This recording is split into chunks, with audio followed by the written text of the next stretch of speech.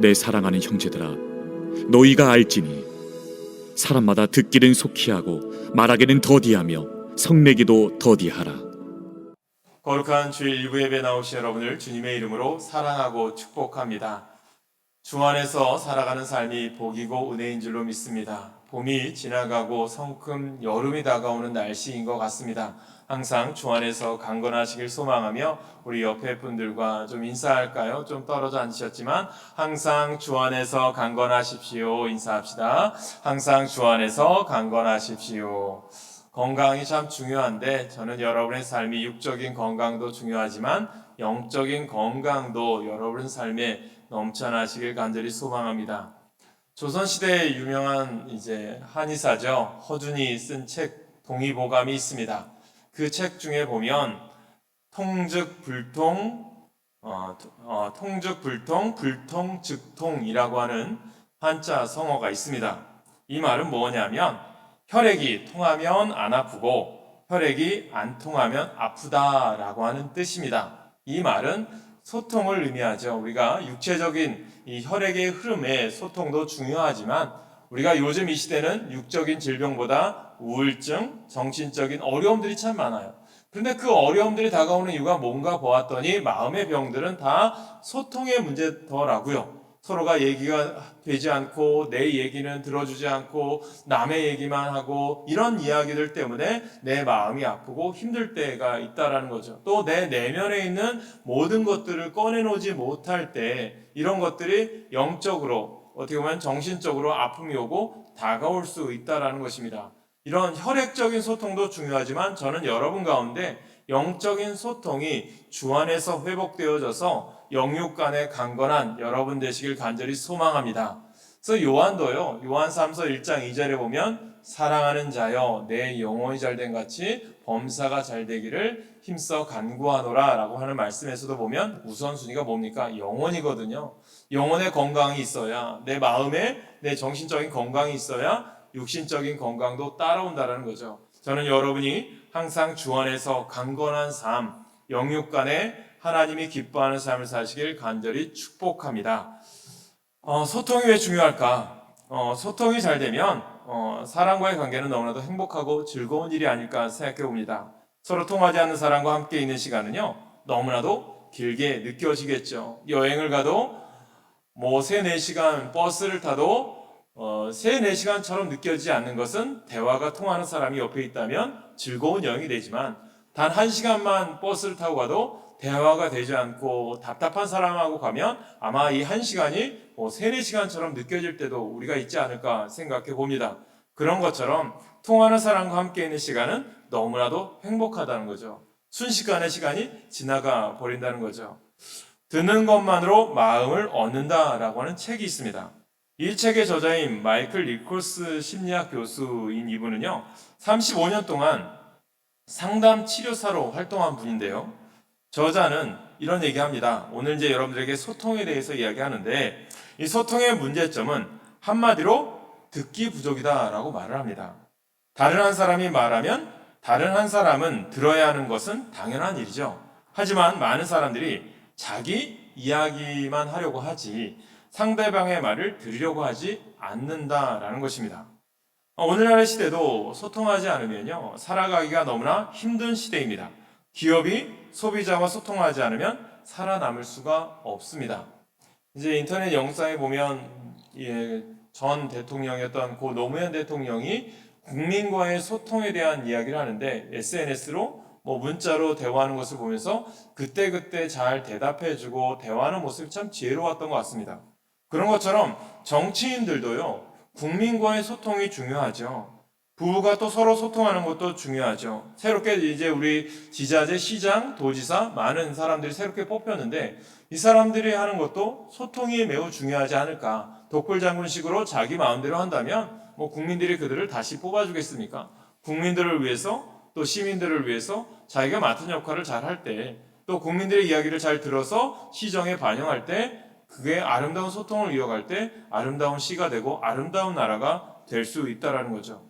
그렇다면 이것은 세상적인 이야기지만 그렇다면 우리 교회에서는 어떨까? 우리 믿음의 사람들의 소통은 어떨까?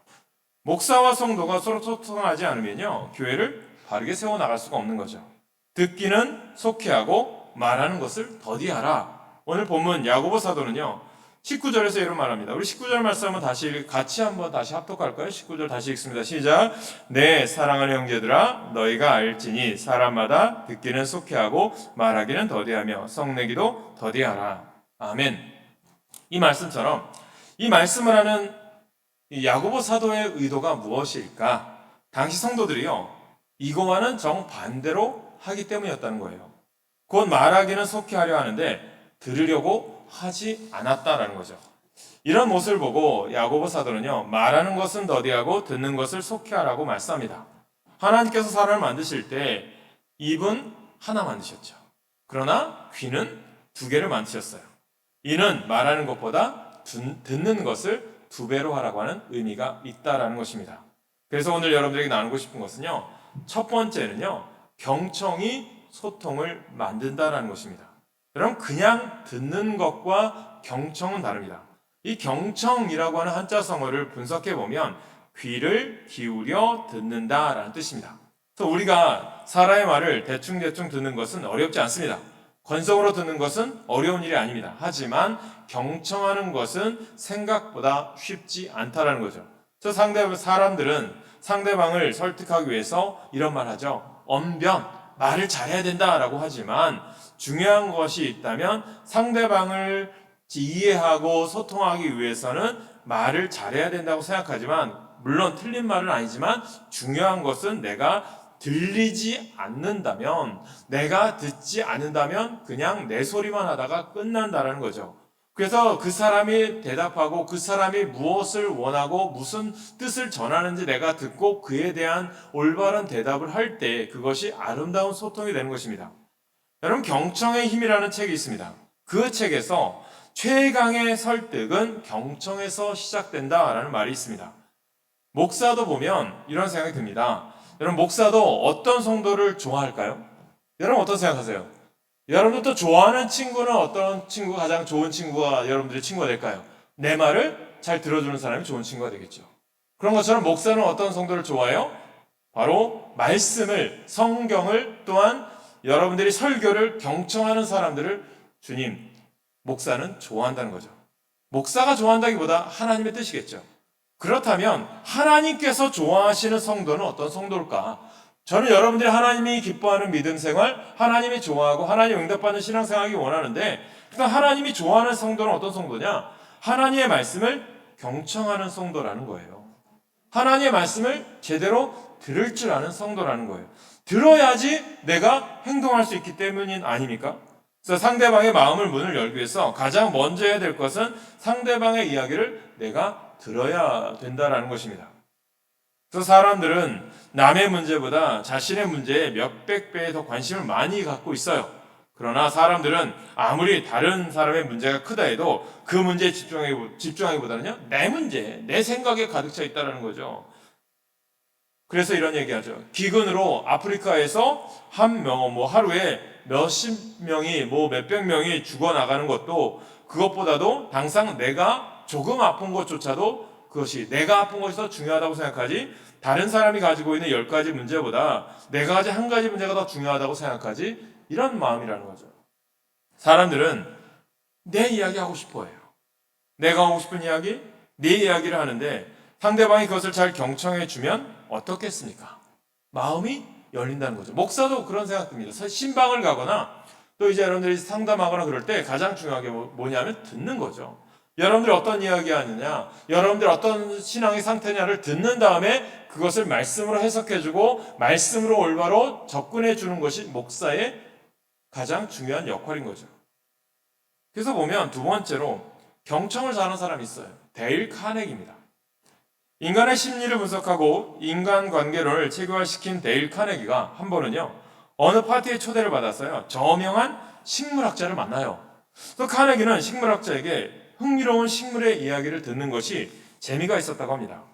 다른 손님이 10명이나 더 있었음에도 식물학자와 단둘이 자정이 될 때까지 이야기를 나눴다고 해요.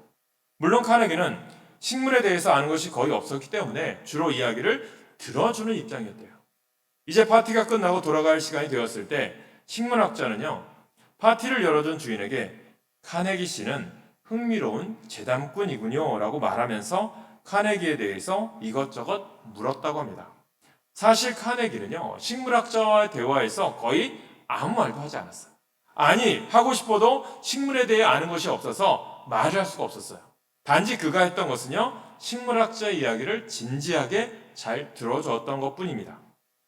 이런 그를 식물학자는 재담꾼이라고 이야기하면서 그에 대해 큰 관심을 가지게 되었다고 합니다. 여러분, 경청은요, 사람 자체를 소중한 인물로 인정해 주는 거예요. 상담을 하시는 분들의 공통적인 이야기가 상담자의 이야기를 그냥 들어주는 것만 해도 그 사람의 문제가 50%나 해결된다고 합니다. 그러니까 여러분들이 힘들고 어려울 때 내 이야기를 들어줄 수 있는 사람, 내 이야기와 같이 남의 이야기도 들어줄 수 있는 사람, 그것이 필요한 거죠. 나의 이야기를 들어줄 수 있는 사람이 필요하고, 또 나 또한 남의 이야기를 잘 들어줄 수 있는 사람이 될 때 그 만남이 인격적인 만남이 될 줄 믿으시길 소망합니다. 저는 인격적인 만남이요, 사람과의 만남이기도 하지만 하나님과의 만남이기도 되길 바랍니다. 이 말은 하나님의 말씀을 내가 잘 듣는 것도 중요하죠. 그리고 하나님께 내가 하나님 앞에 내 모든 것들을 내어놓는 것도 중요하다는 거예요. 그래서 저는 여러분들이 기도할 때에 내 모든 것 하나님께 아뢰기도 하지만 하나님의 말씀을 듣는 시간, 묵상하고 조용히 기도하는 시간도 필요하다는 것을 깨닫게 되기를 간절히 소망합니다. 이건희 회장이 삼성에 입사해 근무한 첫날 그의 아버지 이병철 회장으로부터 이런 휘호를 받았다고 합니다. 그 휘호는 바로 경청이라는 휘호였대요. 이건희 회장은요, 늘 그 휘호를 걸어놓고요, 스스로 잘 경청하고 있는가를 늘 묻고 더 잘 들으려고 노력했다고 합니다. 그래서 유명한 말 하죠. 뭘 얘기합니까? 삼성에서 한번 회사원들 다 모아놓고 이 사람이 신년사를 하는데 이건희 회장이 무슨 말을 하냐면 이런 말을 써요. 부인과 자식은 빼놓고 다 삼성에서 바꿀 수 있는 것은 다 바꿔라. 이 말은 뭐냐면 회사원들의 말을 경청함을 통해서 회사의 문제점을 고치고 새롭게 변화되고자 했던 말을, 회사원들의 말을 듣고 자신이 이제 듣고 그것을 올바로 고쳐나가자라는 메시지를 전한 거죠. 그래서 여러분, 경청은 매우 중요합니다. 그렇다면 세 번째 여러분들이 드리고 싶은 말씀은요, 경청을 잘하기 위해서 그럼 나 잘 듣는 거 끝난다 이것이 아니라요, 잘 듣기 위한 할 일이 있다는 거예요. 그냥 잘 듣는다로 끝나는 것이 아니라 들어도 제대로 들어야 되잖아요. 그러면 경청을 잘하려면 어떻게 해야 되느냐? 첫째는요, 내 생각을 내려놓으셔야 됩니다. 내 머릿속의 생각을 접어두고 상대의 말에 완전히 집중해야 됩니다. 한자성어에 확증편향이라고 하는 말이 있습니다. 확증편향이란 자기가 좋아하는 대상을 이미 확증해 놓고 그 확증을 뒷받침하기 위해서 끊임없이 그 증거를 찾는데 몰입하는 것을 말합니다. 그러니까 예를 들면 요즘 이야기하는 법에서도 보면 이 사람이 이런 죄다라고 하면 이 죄인인 것을 규정하기 위해서 다양한 것들을 다 일거수일투족, 아니 이 사람의 몇십 년 전 가족 다 조사해가지고 조그만 것이라도 끄집어내서 죄인으로 만들어버린다는 거죠. 이게 확증편향은 뭐냐면 대화를 할 때도 정답을 알고 질문하는 사람이 있어요. 우리가 학교에서도 보면 선생님한테 궁금해서 물어보는 것이 아니라 선생님이 이런 대답 안 하면 내가 다시 선생님을 비판해야지, 그렇게 정해놓고 질문하는 그런 것들이 있다라는 거죠. 그래서 답을 정해놓으면요, 상대방의 말에 귀를 기울일 수가 없다라는 거예요. 자신의 답을 증명하기 위해서 끊임없이 내 말만 하려고 합니다. 상대방의 이야기를 잘 듣기도 전에 말을 가로막고 내 말 좀 들어보세요 라고 말만 한다는 거죠. 이런 말을 많이 하잖아요. 내가 먼저 남의 말을 중간중간 딱 끊어서 내 말만 하려고 하는 사람들이 많이 있다는 거죠. 이래서는 안 된다는 거죠. 저는 여러분들이 기도할 때도요, 하나님의 음성을 들으면서 기도해야 되는데 하나님이 때로는 기다리게 하시고 때로는 하나님이 또 내 생각과는 전혀 다르게 응답하실 때도 있는데, 그때마다 여러분 중요한 것은요, 하나님 아니시잖아요. 내 말만 자꾸 하는 것이 아니라 그 뜻의 그 상황 가운데 하나님이 원하시는 참된 뜻이 무엇인지를 구별할 줄 아는 지혜가 여러분 가운데 있기를 간절히 소망합니다. 5차례나 판매왕에 올랐던 미국의 유명한 세일즈맨이 있어요. 닉 퍼튼이라는 사람인데, 그 사람에게 이런 비결을, 이 세일즈맨, 유명한 세일즈맨이 된 비결이 뭡니까? 판매왕이 된 이유가 뭡니까? 라고 했더니요. 나와 다른 세일즈맨의 차이를 물으면요. 답은 딱 하나입니다. 나는 고객이 말할 때 절대로 물건이나 실적에 대해 생각하지 않습니다. 그 순간 나는 아무 생각 없이 고객의 말만 경청합니다. 보통 세일즈맨이라면 열의 아홉은요, 물건과 실적에 대해서 설명하죠. 그러면서 스스로 고객의 말을 잘 듣고 있다고 착각을 합니다. 고객의 말은 문제지와 같습니다. 당신은 시험장에서 문제지를 볼 때 다른 생각을 합니까? 문제지를 제대로 보지 않으면 시험을 잘 치를 수가 없습니다. 고객의 말을 잘 듣지 않고는 그들을 설득할 수가 없습니다. 닉 버튼은요, 고객의 말을 문제지와 같다라고 얘기한 거죠. 닉 버튼의 말대로 우리는 시험을 칠 때 문제지를 받으면 다른 생각하지 않죠. 답도 내 생각으로 쓰는 것이 아니라 출제자가 의도한 답을 써야 되는 거죠. 이것이 뭘까요? 영적인 것도 마찬가지죠. 하나님이 원하는, 하나님이 의도한 답이 있다라는 거죠. 내가 쓰고 싶은 대로, 내 생각대로 그것이 아니라는 것입니다. 그래서 은혜 받은 사람의 특징은요, 말이 긍정적으로 바뀌어요. 내 입에서 부정적인 말이 많이 나오고 불평, 불만이 많이 나오면 그것은 내 속에 말씀이 빠져나가서 그렇습니다. 내가 죽지 않아서 그래요. 둘째로 공감적인 경청을 해야 됩니다. 공감이 필요한 거예요. 우리가 이제 아마 김성목 장로님의 특강들을 인터넷에서 몇 번 들었는데 공감에 대해서 얘기합니다. 아내가 어떤 이야기 했을 때, 또 남편이 어떤 이야기 했을 때, 서로 상대방끼리 어떤 이야기 했을 때, 그 사람의 말에 때로는 내 생각이 맞지 않을 때 공감해주는 마음이 필요하다는 거죠. 그래서 요즘 공감, 이 사고가 매우 중요한 것 같아요. 다른 사람들의 대화를 들을 때 그것을 내 생각과 맞지 않다고 비판하거나 그러면 그 사람은 말할 수가 없다라는 거죠. 공감이란 뭐냐면 상대방은 말을 할 때 같이 느껴주는 거예요. 추임새도 넣어주면서 내가 당신의 이야기를 잘 듣고 있다는 것을 알려주어야 됩니다. 상대가 이러저러 해서 요즘 너무 힘들다고 이야기하면 어떻게 해야 됩니까? 요즘 안 힘든 사람이 어디 있어? 뭐 너만 힘든 줄 알아? 라고 이렇게 하면요, 그 사람은 버티지 못할 거예요. 특히 아이들에게도 중요합니다. 부모가 보기에는 아이들이 공부도 별 잘 안 하고 뭐 공부하는 것이 힘들다고 이야기한다 해도 그 아이의 입장에서 힘든 것이기 때문에 공감도 해 주어야 한다는 거죠. 또 상대방이 웃긴 이야기를 해도 웃어 주어야 한다는 거죠. 여러분, 경청한다는 것은 상대방의 말만 듣는다는 것이 아니에요. 상대방이 말할 때 표정과 감정, 몸동작, 말과 말 사이 여러분들이 들어줘야죠. 그래서 여러분들이 말씀을 전할 때 여러분들이 아멘 하는 것도 중요한 거죠. 아멘이라는 뜻이 뭐죠? 이 말씀이 내 안에서 그대로 이루어지기를 원합니다. 뜻 아닙니까? 국민 MC로 알려진 유재석 씨가 말하는 10가지 소통의 법칙을 보면 말을 혀로만 하지 않고 눈과 표정으로 해라 라는 말이 있어요. 전문가들은 그 사람의 말보다 실제적인 비언어적인 요소에 그 사람이 말하는 의도가 더 강하게 나타난다고 이야기를 해요. 상대가 즐거운 이야기를 하는데 표정이 어두운 거예요. 이것은요, 그 사람이 겉으로 즐거운 이야기하고 있지만 그 속에 뭔가가 다른 게 있다는 거죠. 그러므로 우리는 상대방의 말뿐 아니라 그 사람의 행동, 모습도 보아야 한다는 거죠. 또 셋째는 쓴소리도 들을 수 있는 마음의 여유가 있어야 된다는 거예요. 경청에는요, 때로는 좋은 말도 있지만 때로는 내가 듣기 싫은 말도 있다는 거죠. 겸청증명 편신즉암이라는 한자성어가 있어요. 이 말은 겸허히 여러 의견을 들으면 현명해지고 편벽되게 한쪽의 말만 믿으면 아둔해진다라는 뜻이 있습니다.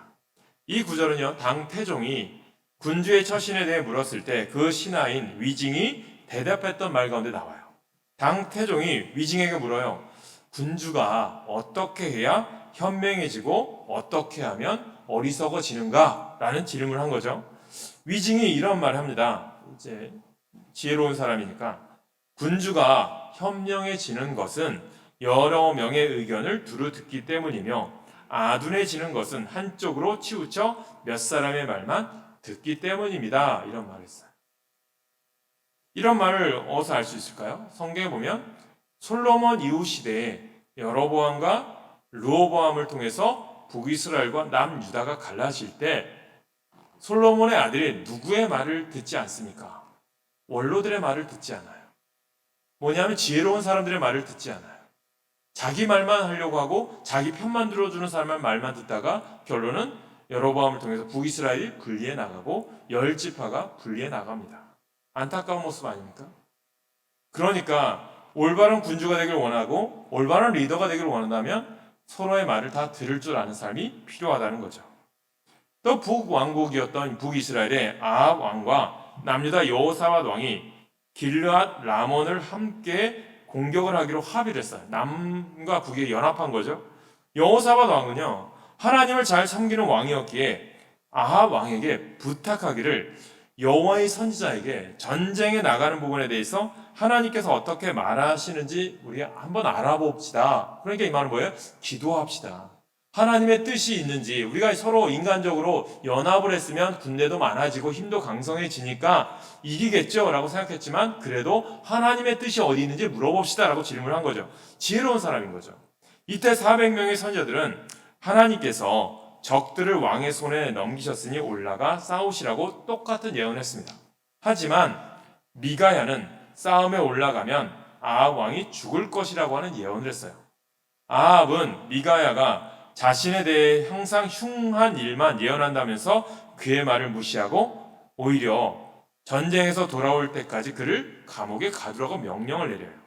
결국 아합 왕은 전쟁에서 죽은 시체가 되어 돌아오게 됩니다. 상대와 소통하기 위해서는요, 듣기 싫은 소리도 들어야 한다는 거죠. 그것이 옳은 말이라면 그 말을 듣고 자신을 돌아보면서 고쳐나가야 돼요. 목사인 저도 여러분들에게 좋은 말도 하지만 때로는 여러분들 고치기 위해서 여러분들에게 잘못된 부분도 지적할 수 있는 거죠. 그것을 들을 때 지혜롭게 변할 수 있는 거죠.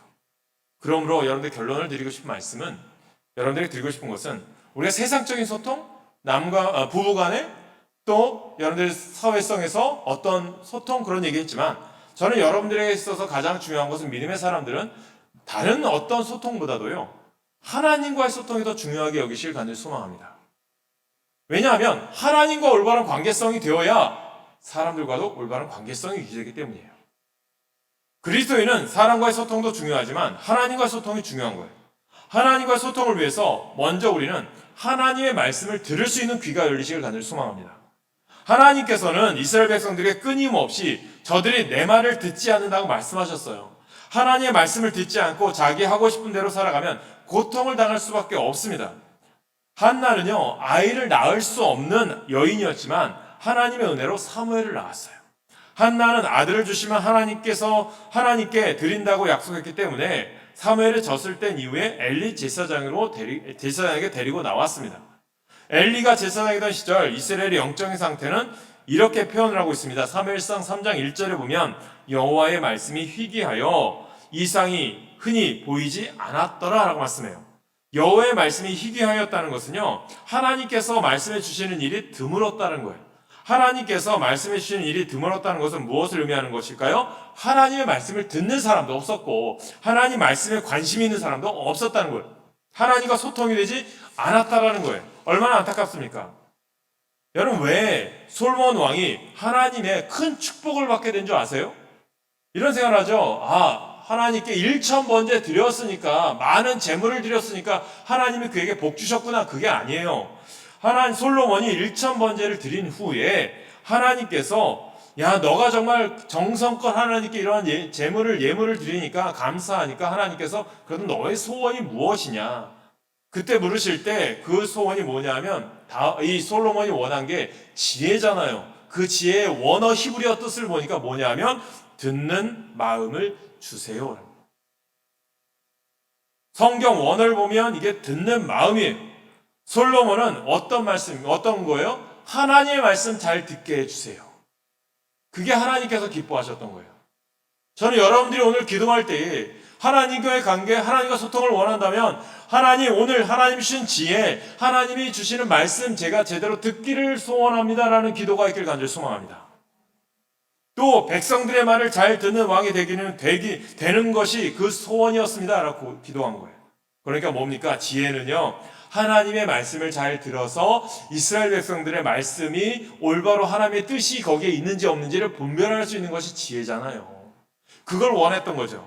오늘날도 하나님의 말씀을 잘 들으면 하나님이 기뻐하실 줄로 믿습니다. 그래서 그 행하는 일마다 복이 될 수밖에 없는 것임을 깨닫게 되길 간절히 축원합니다. 그래서 엘리는 제사장이었지만 하나님과 소통하지 못했어요. 달리 말하자면 엘리 제사장은 하나님의 말씀을 들으려고 하지 않았어요. 그렇다고 하나님께서 이스라엘 백성을 그냥 내버려 두실 수가 없으니 어떻게 하십니까? 사무엘과 소통하잖아요. 사무엘을 부르셔요. 사무엘은 나이가 어려서 아직 하나님이 누구신지에 대해서도 알지 못해요. 하나님의 말씀에 대해서 잘 몰랐어요. 그래서 이에 사무엘이 어떻게 합니까? 하나님께서 사무엘에게 찾아왔을 때 이게 하나님의 음성인지 모르니까 이 사무엘이 그래서 지혜로우니까 성전에 가서 엘리 제사장에 물어요. 엘리 제사장은 사무엘이 나를 부르렀다고 하면서 첫 번째, 두 번째, 얘가 잠꼬대하나 보다. 또 세 번째 왔을 때 영적으로 여둔해진 엘리 제사장이었지만 깨달은 거죠. 아, 하나님이 사무엘을 부르시는구나. 이것을 깨달은 거죠. 그래서 엘리 제사장은 세 번째 찾아온 사무엘에게 다시 너를 부르는 소리가 나면 말씀하옵소서 주의 종이 듣겠나이다. 이렇게 말하라고 일러줍니다. 사무엘은 다시 하나님께서 자기를 부르는 소리를 듣고 엘리 제사장에게 달려가지 않고 말씀하옵소서 주의 종이 듣겠나이다. 이러한 사무엘에게 하나님께서 말씀하시죠. 이것을 통해서 하나님과 사무엘이 소통을 한 거죠. 이스라엘과 하나님이 소통하기를 시작했어요.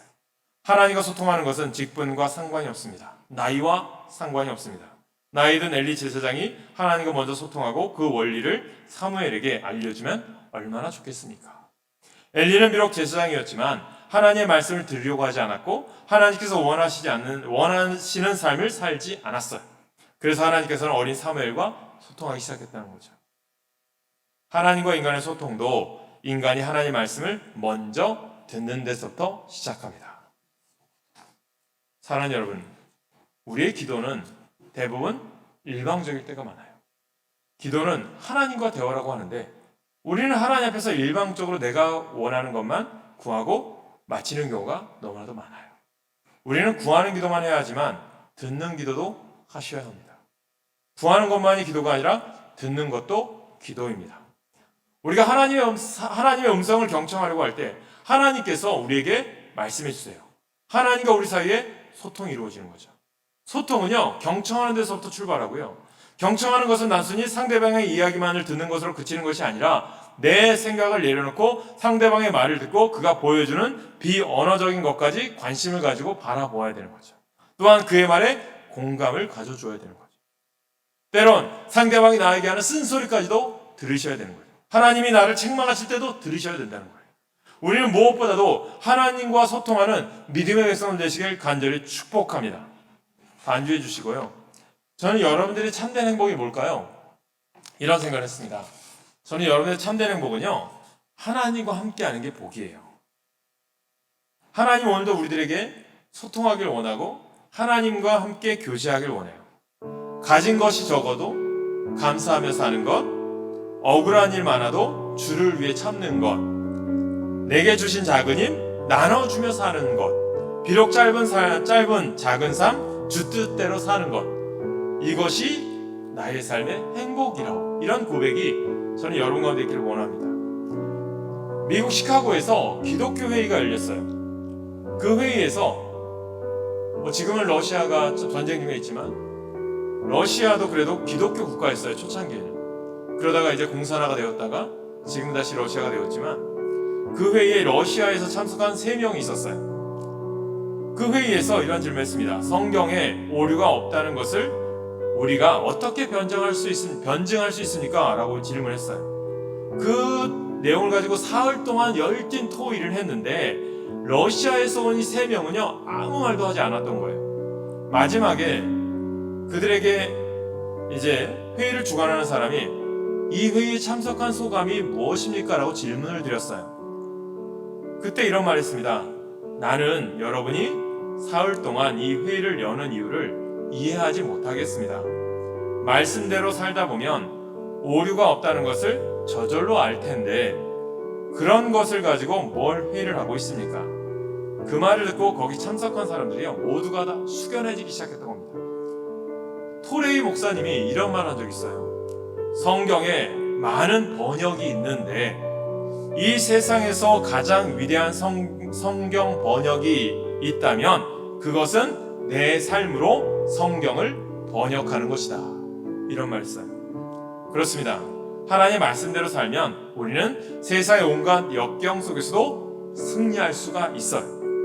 말씀과 삶이 일치될 때 비로소 우리는 그리스도인의 진정한 의미의 경건한 삶을 살 수가 있습니다. 사랑하는 여러분, 경청을 보면 경건은 듣기는 속히하고 말하기는 더디하는 훈련에서 이루어집니다. 그리고 경건은 모든 더러운 것과 넘치는 악을 내버리는 것에서 이루어집니다.